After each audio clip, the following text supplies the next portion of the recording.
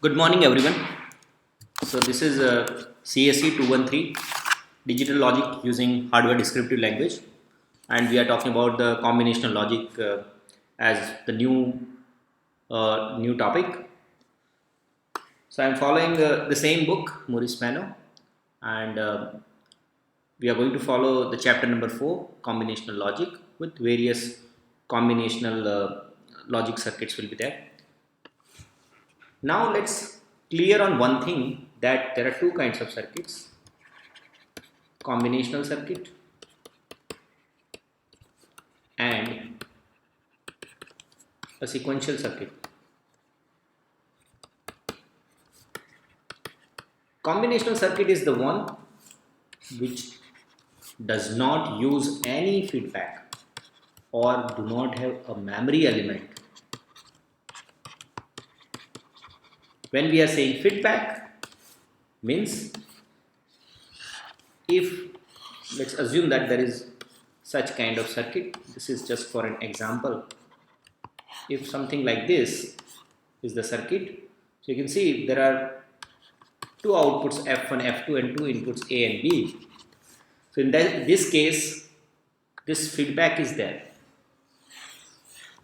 If it is there, then it's not a combinational circuit, because it is a feedback and it's a memory element. It depends on previous and present state of the output, and accordingly according to those inputs, the output are giving you the results. So combinational circuit is the one which uses feedback, which does not use the feedback and does not have the memory element. Whereas in sequential circuits, that is the case along with a clock system. This is also not completely true all the time. Sometimes you don't have clock also. Still, this is a sequential circuit where there is a feedback and there is a memory element. And yeah, so in that also there are two classes of circuits: synchronous and asynchronous. We are going to study this in detail in future when we are going to study the sequential circuits.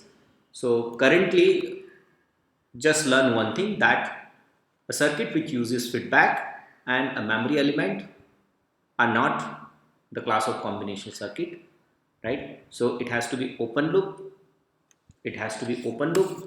and no feedback, and using all the logic gates. So this is what shown over here. Combinational logic is the one where there are n inputs, m outputs, and there is no feedback. We can read that from a book, that the first step in the analysis is to make sure that the given circuit is a combinational circuit or not, or it's not a sequential circuit, right? And how to identify? The combinational circuit is the one with no feedback paths or memory elements. A feedback path is a connection from the output of one gate to the input of a second gate, whose output forms part of the input to the first gate. Feedback path in a digital circuit defines a sequential circuit and must be analyzed by special method and will not be considered over here.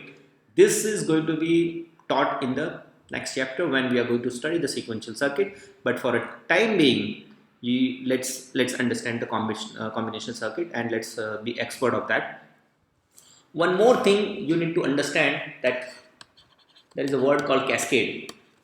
So if you are cascading the stages, means output of one stage is an input to the next stage. What I mean is, let's assume that there is one AND gate driven by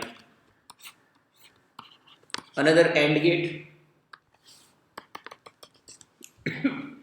Then output of this particular gate is an input to the next gate. In that case, if I want to tap this out and want to see this, I am going to use IO port, input and output both, right? Whereas in this case, it's output port and these two are the input ports.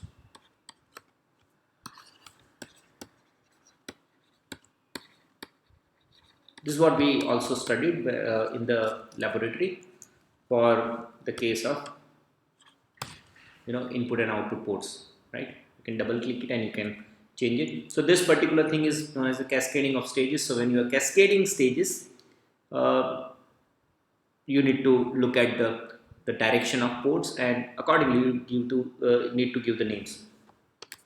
Now let's go two things. One is analysis and one is design. If you remember at the beginning of the course, we told two things. One is analysis, one is design. Analysis is the one when circuit is given to you. It might be digital circuit in our case, or digital logic diagram, circuit or diagram has been given to you. You analyze it using maybe Boolean algebra or whatever the mathematics behind it, and you find out the relation between input and output, right? So that thing is known as the analysis, where the circuit is given to you. Whereas in the case of design, you have the specification that what you want to design, or it's a requirement which is told to you, and then on the basis of this requirement, maybe you apply some of the techniques to find out its the overall digital circuit or diagram. In this process, you are going to make maybe, so in between you are going to make truth table. You are using K-map, Boolean algebra, and so on and so forth. So you use them and you use it for finding out that digital circuit or the diagram. So this is called design. Sometimes in industry, it's very popularly known as the synthesize. Okay, so you synthesize the circuit, right? Using sometimes on the basis of specific requirement, you are not writing RTL, but you are writing a behavioral model.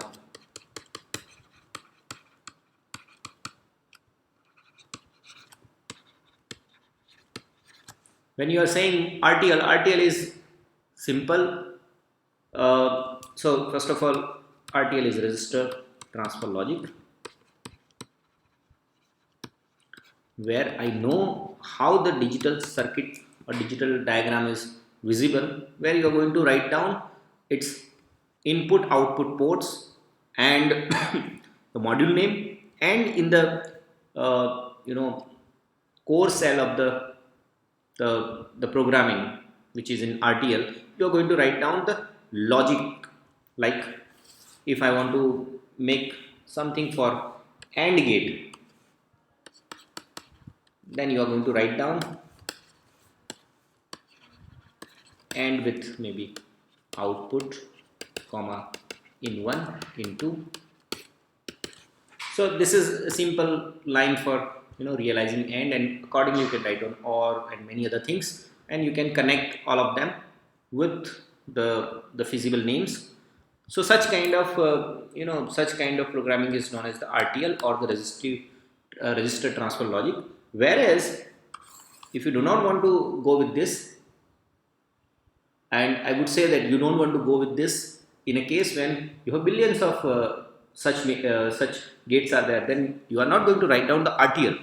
You know that what you want from your circuit, so you are going to write down the behavior of that, or you are going to do the behavioral modeling. So maybe you are going to use if else loop and many other things, and through that you determine what will be the digital circuit, right? So those are the things through which you can write down the code. So RTL or behavioral model.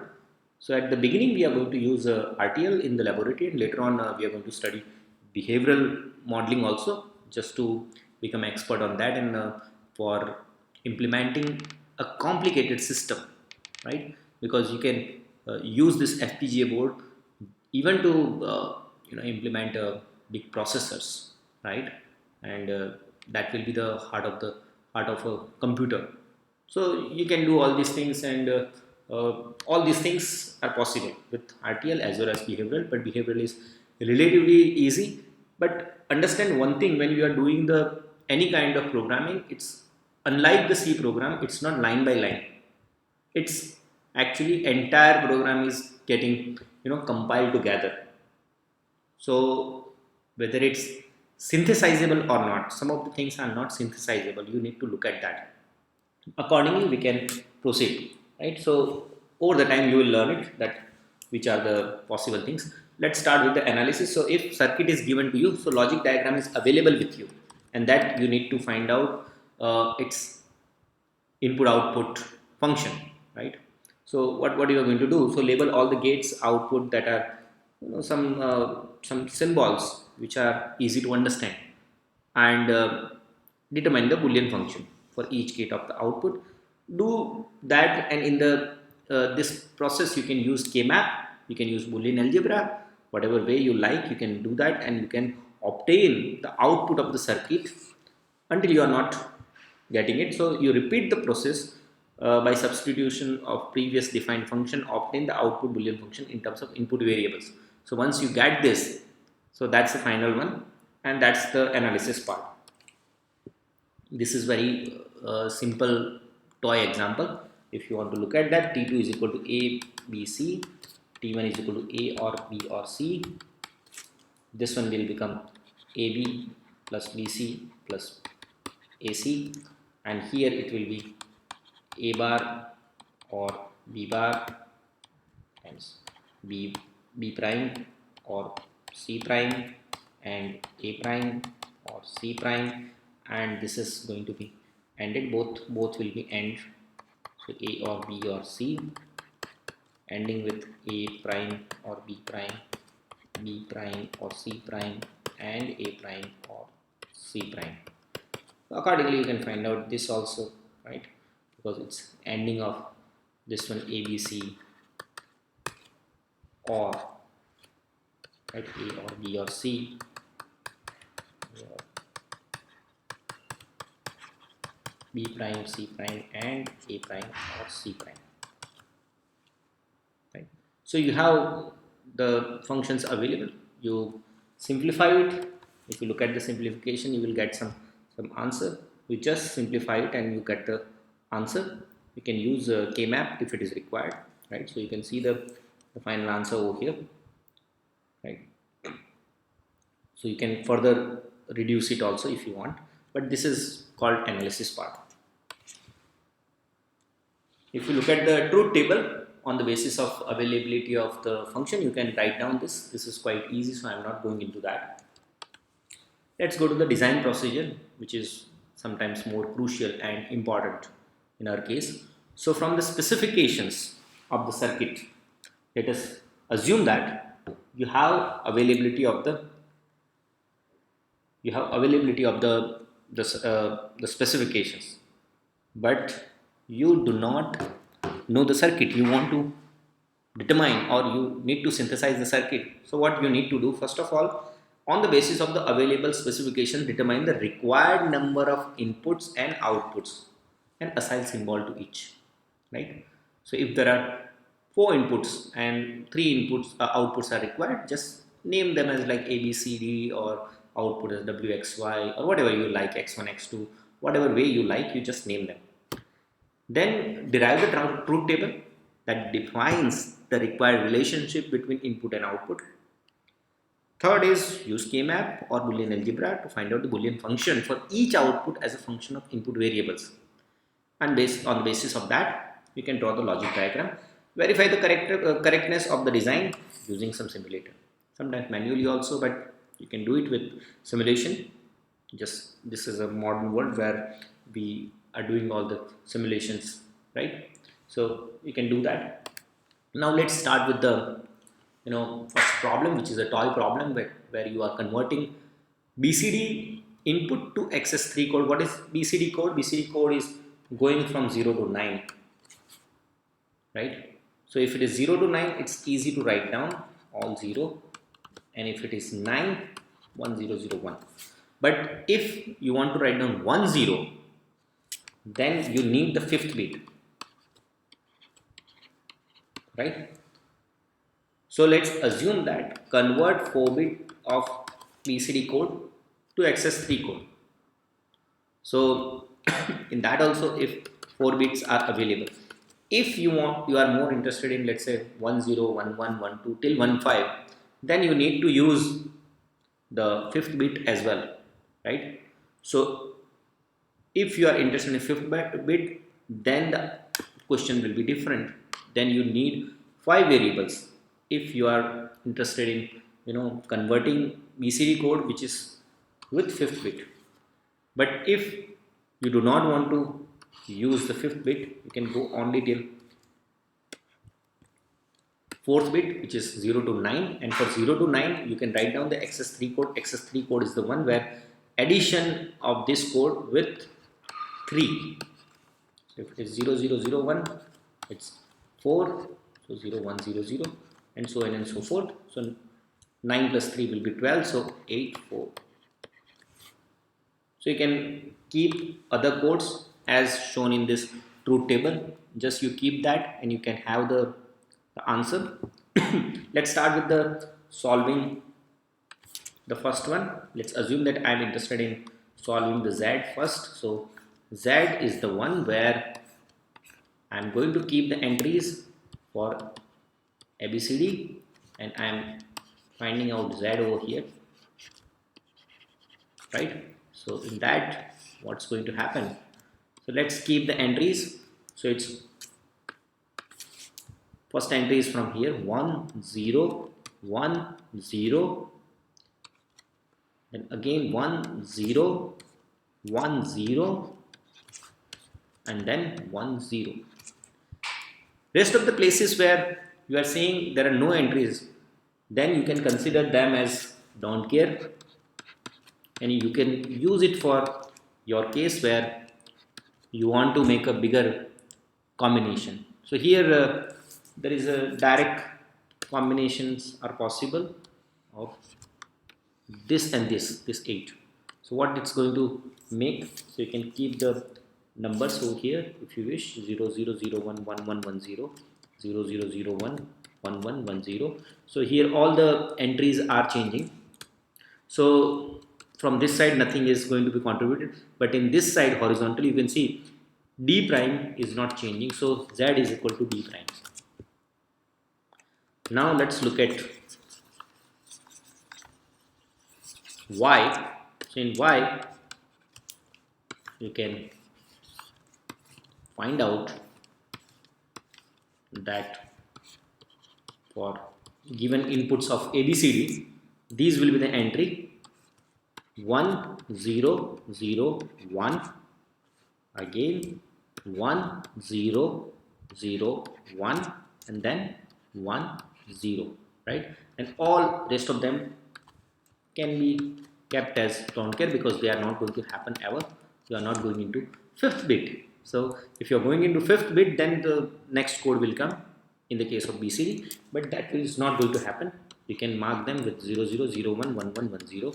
Same here 0 0 0 1 1 1 1 0. So making the combination here, what combinations you can have, those combinations are actually two combinations are possible.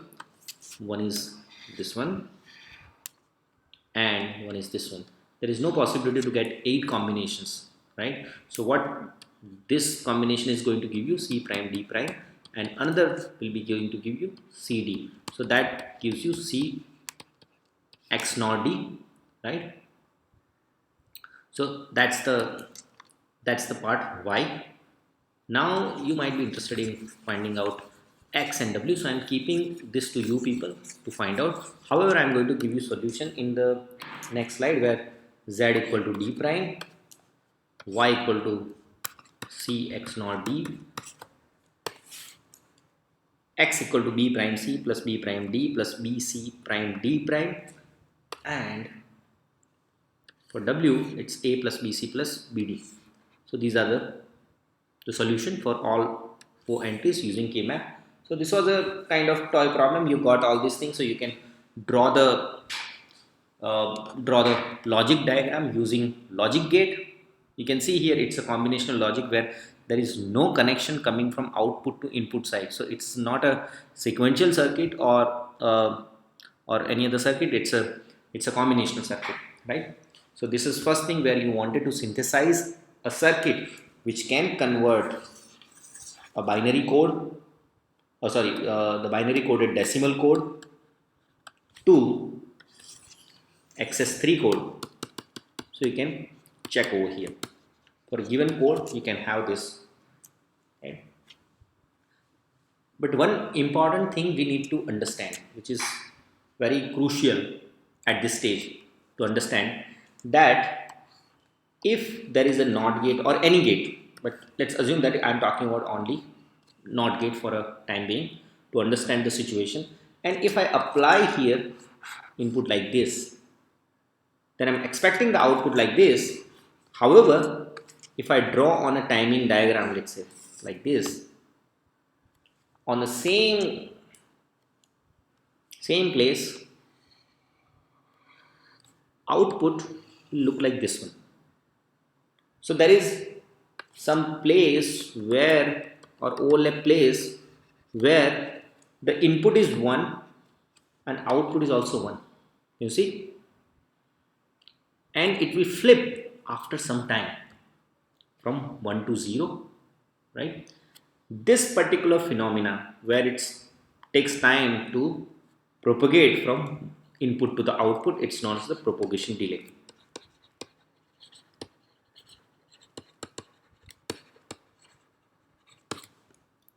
In this case, this is the thing, but if you look at the case when there is a there is a rectangular wave which I am giving as an input, it's not 1 and 0 static forever, but it's changing. If it is changing, then it's like this, right? So here again, it takes time to change from again to change from 0 to 1. Here again from 1 to 0, all are propagation delay. However, if you look at this propagation delay, when it's going from, this is low side and this is high. So this is low logic is 0 logic and high is logic 1. Note that 0 and 1 are not in volts. They are digital logic 0 and 1 normalized to our understanding. However, in analog world, that might be different voltages, and depending on how this NOT gate has been implemented. One of the way to implement is CMOS technology, where transistors are used, or the MOS transistors are used, where you require VDD and VSS according to the required technology node. In that, this logic 1 and logic 0 might be different. As an example, it might be 1.8 volt plus 5 volt, and logic low might be minus 5 volt, minus 1.8 volt, and so on and so forth. So it's solely depending on the technology which you are using. So in that case, if it is going from low to high, and here in this case it's coming from high to low, so this particular propagation delay will have a name called TPHL, and this has a name of TPLH. Note that TPHL and TPLH are not necessarily exactly same. They have to be different, or they will be different considering the fact that they are not doing lots of tuning to achieve them as equal. If they are not doing it, by default they will be different. So whichever will be the higher one, you are going to call that one as the propagation delay, right, for the given gate. So let's assume that the propagation delay of this gate is 1 nanosecond. Then after 1 nanosecond only, it gives you the output. One more thing, when you are measuring such delay, you have to measure exactly at the middle. Okay, so it has to be from middle to middle. It is not measured when it's stable on logic 1 side or stable at the logic 0 side. So this is going to happen, and this is the important phenomena which is going to be used in many things and many important digital circuits later on in our study. So let's remember this. Now let's go to the next understanding of addition of two numbers. So let's assume that there are two numbers A and B, and the output is sum and another is carry out. So addition is happening in two ways. One, when there are only two inputs and some carry output as outputs. Second is three inputs and same, some carry as output, but in three inputs there are two inputs, regular one and one carry which is coming from the previous stage, right? So if this is the case, we can call this one as half adder and this one as full adder. What exactly meaning of this one is, let's assume that you are adding two numbers, but those two numbers are not only one bit, they are actually more number of bits. Let's assume that let's going into decimal part and I want to add something like this.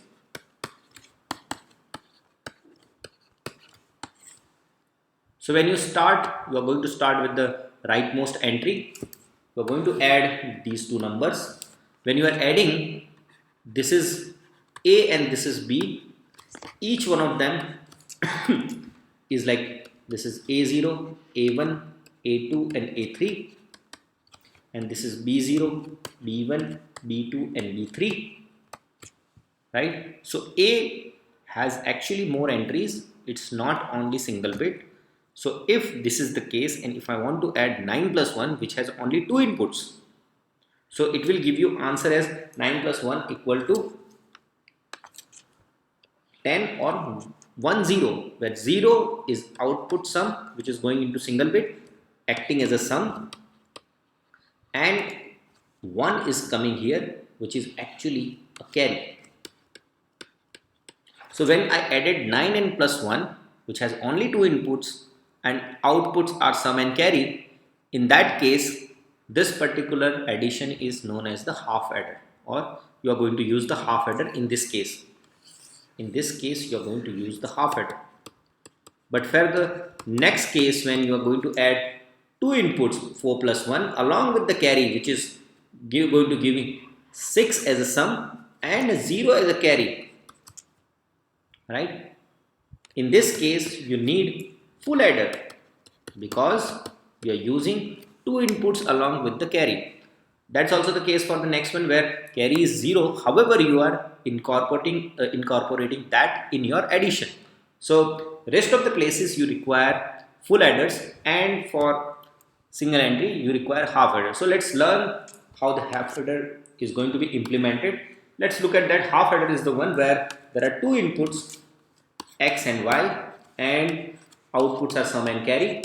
If you have two inputs, there are four possibilities, right?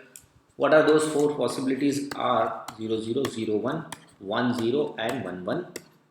In sum, if I am going to add 0 plus 0, it's going to give me 0 as an output and carry also 0.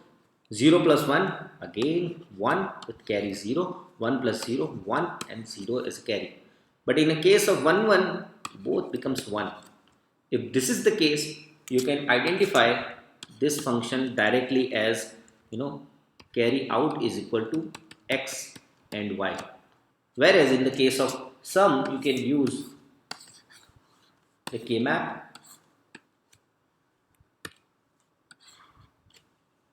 right, where there are four entries. Through this you can find out, or what you can do is actually you can see that this is, there is a mistake here, it's 0 1. In this case what is happening is actually this is the odd entry on the k-map. So you are going to have entries over here 1 1 and rest of the places 0 0. So if it is available on odd places, it's actually the XOR gate. So this is x XOR y for the sum. right? So inherently that's the property of XOR gate, that it adds two numbers, and when those numbers are different, then it's going to give you 1 as output. Now let's look at the possibility, or let's draw the half adder circuit, which we already did it and we got the answer also. In this two different entries, you can see that the first one is actually taking more time to give you the output. Like carry is available right after the first stage, and let's assume that each AND gate has, let's say, delay of 1 nanosecond and OR has delay of 2 nanosecond. So in that case, sum is available only after 2 nanosecond and carry is available after 1 nanosecond. So even if carry is available after 1 nanosecond, you cannot make the next sum in full adder until it's not reaching 2 nanosecond, right? So you have to make sure that both the outputs are available, and after that only you take the output to some other place if it is required for the further processing. But in this case, there are only two single gates are there. Let's assume that it is a XOR gate. So XOR gate has also 1 nanosecond. In case, I'm just giving you an example. This is not true for all the gates. If I assume that all the single gates has 1 nanosecond, then sum and carry both are available at 1 nanosecond, and it does not require two stages, where in the solution A you require cascading of two stages which are of AND and OR, and in the case of B solution it's only XOR gate. Now let's look at the full adder requirement, where there are three inputs X, Y and C in, and two outputs sum and carry out. If this is the case, let's feed the values.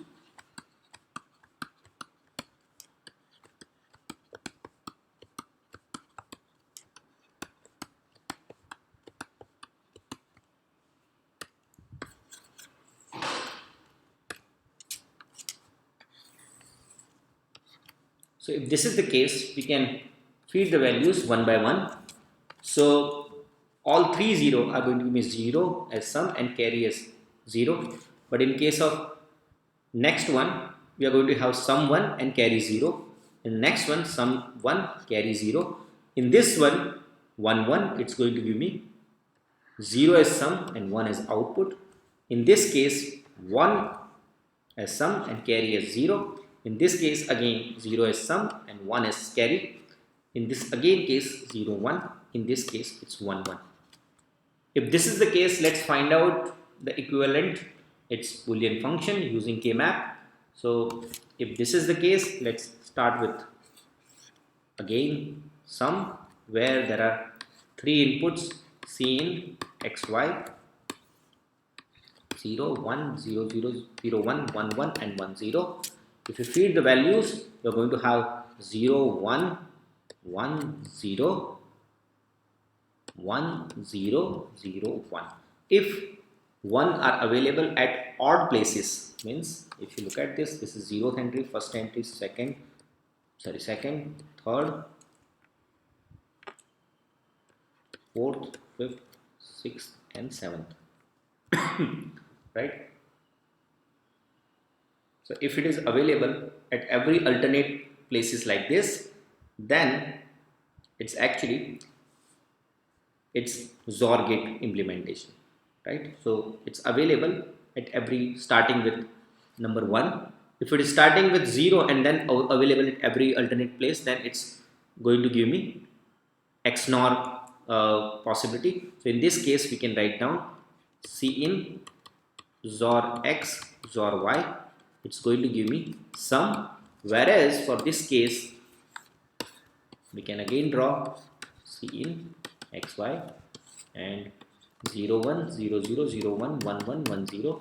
Here you are going to get 3 0 and 1, then 0 and 4 1. If this is the case, you can make 3 combinations and you can write down the value for the first one, you're going to have C in times y. Vertical one, you're going to get xy, and the horizontal again one, it's going to give you C in times x.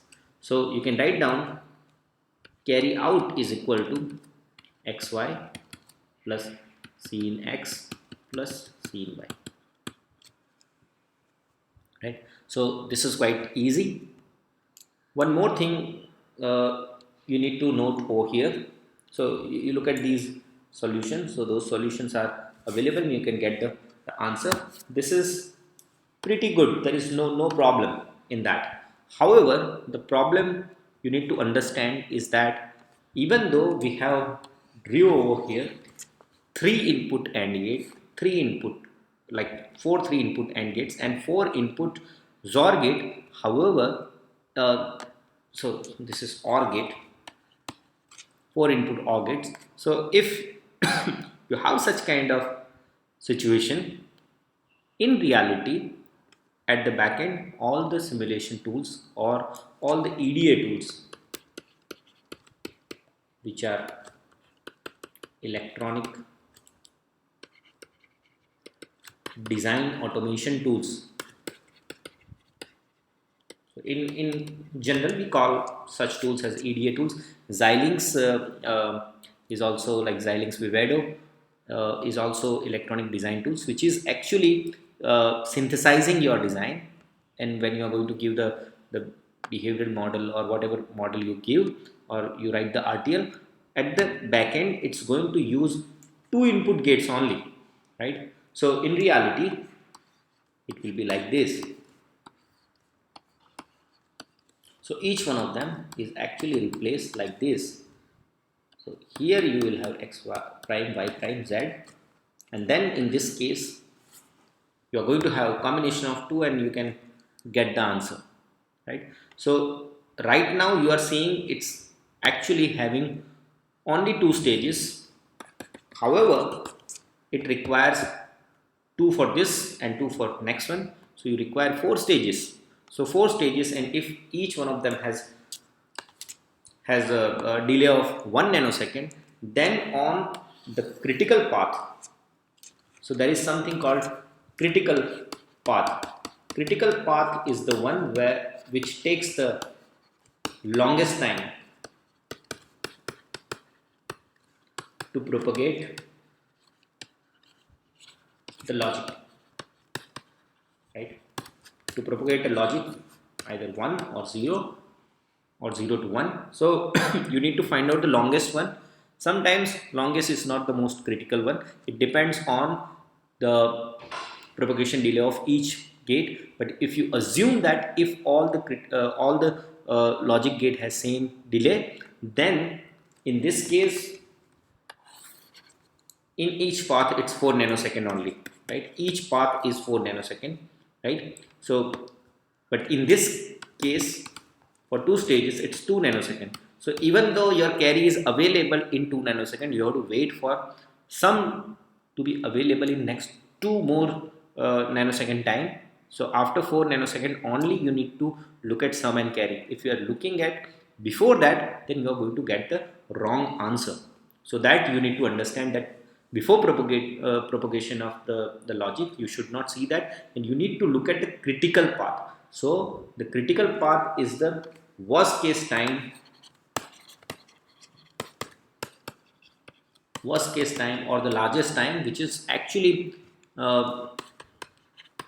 which is taking time from one input to the other output side. It's not the best case, right? Unlike the methods like CPM, critical path method, where people are finding out the best path, right? Even this is used in neural network and many other places where you are finding out the best path. But we are not doing that. We are not doing the best path, but we are finding out the worst case time path, and that worst case time path will determine that after how much time I am going to look at the output. And one more thing is important over here. You can use this time for to design for sequential circuit also, where you need to identify the clock value, that how much speed at which your entire circuit should work. So that one is known as the clock signal or clocking system, and that clocking will determine the whole speed of the system. So that we are going to study, but the whole basis is depending on these facts. So thank you very much for today. Thank you. Let's understand new things in next lecture. Thank you.